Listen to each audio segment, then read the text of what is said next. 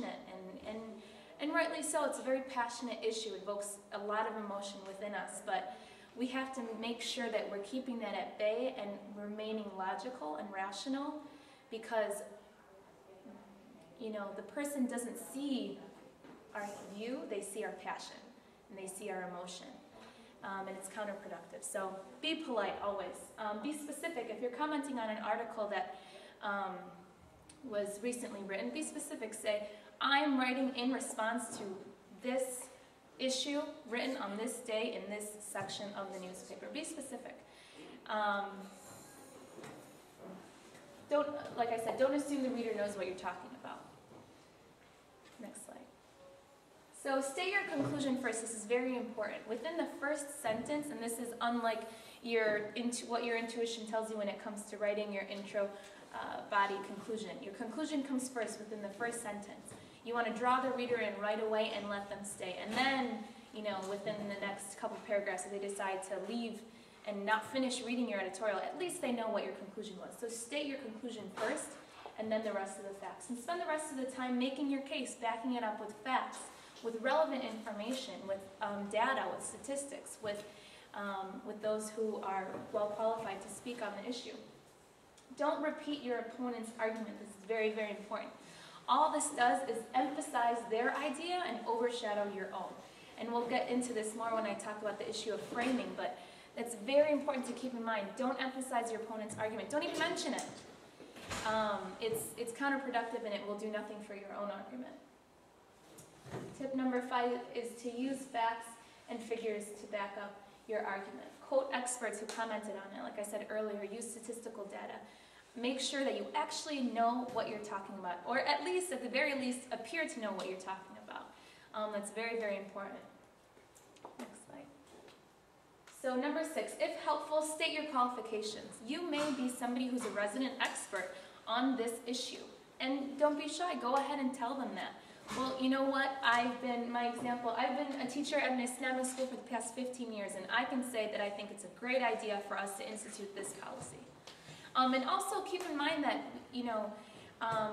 we oftentimes, us as Muslims in our community, we like to talk about and we like to support, quote-unquote, Muslim issues, and that's fabulous, and alhamdulillah that we do that. But at the same time, we are Americans. Everything that happens in the society affects us.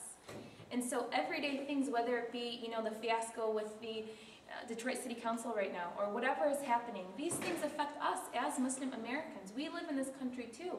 So don't be shy to voice your own opinion on those issues.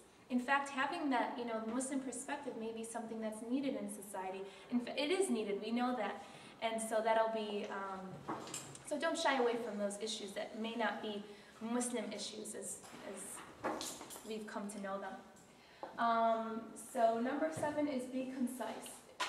I said this earlier, include your major points within the first few paragraphs. If your editorial is too long and it's going to get cut, they'll cut the last few paragraphs. So keep your main points in the first paragraph, keep it short and concise, to the point.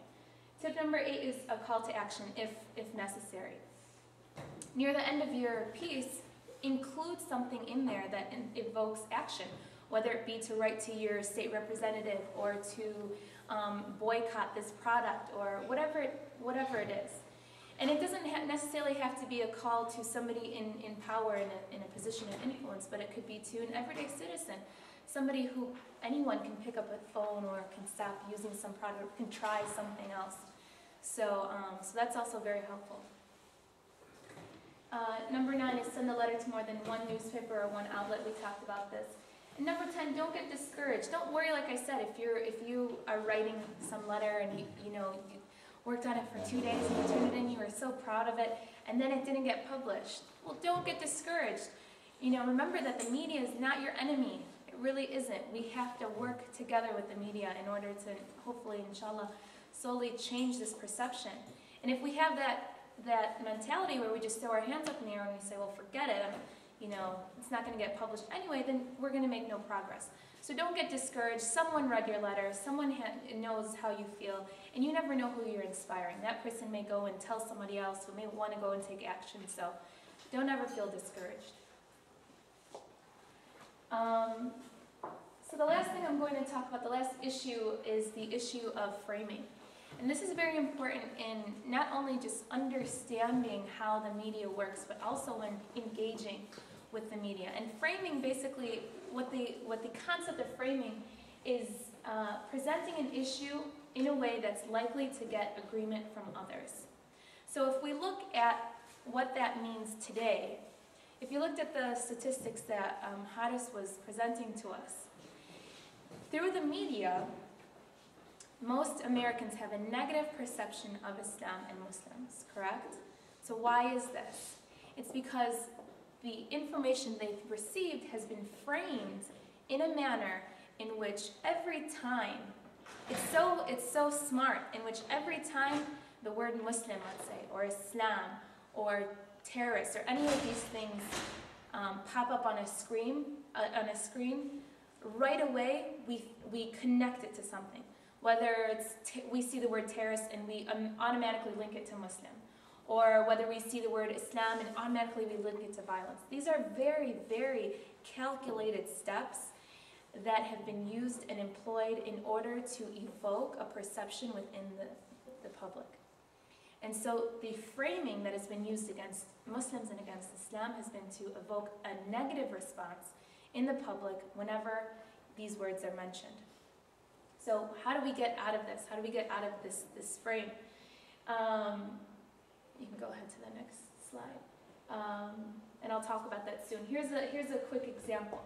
So when President Bush gave his justification for invading Iraq, initially he used the issue of framing, which was why? To find weapons of mass destruction, right? And we heard this term over and over and over again. And how did that play out? Well, the words weapons of mass destruction obviously connote, fear, negativity, mass destruction, violence. And what was this in response of? In response of the mass destruction after 9/11. So we're going to go and find these weapons of mass destruction in Iraq, even though it had nothing to do with 9/11, but that was the link. So, and it succeeded. It succeeded very well, as we all know. An overwhelming number of Americans were in favor of going to war in Iraq to find these weapons of mass destruction, and we know how that ended. And notice that when these weapons weren't found, notice how the debate or the words changed from weapons of mass destruction to the war on terror. Do you guys remember that? The frame changed because there were no weapons, right? And so these things, like I said, these things are very, very calculated, very, they're not in vain. So that's just an example. So how do we get out of this frame that we're in? Because we've been painted in this corner, and we're in this frame, unfortunately, and oftentimes what happens is we find ourselves evoking the frame, is perpetuating it further by working within it. And so what do I mean by that? You can't negate another person's frame. The example that we like to give often is President Nixon. When he came on TV and he said to the entire American public, he said, "I'm not a crook," and he repeated it. So what did the American public think after that? That he was a crook, right? All people heard was "I" and "crook." They didn't hear the "not" part. The same thing goes for us when we're correlated as terrorists. When you try and negate that frame and say, Muslims aren't terrorists, we're not terrorists, we're peaceful, we're not terrorists, what are we doing? We're evoking that frame instead of counteracting it. We're perpetuating it because they don't hear the word "not." They don't hear they don't hear us telling them, no, we're actually very peaceful. What they hear is, we are terrorists. That's what they're hearing. So it's very, very important to keep this in mind and to understand that instead of working within that frame, we need to create our own frame. And Brother Haris talked about that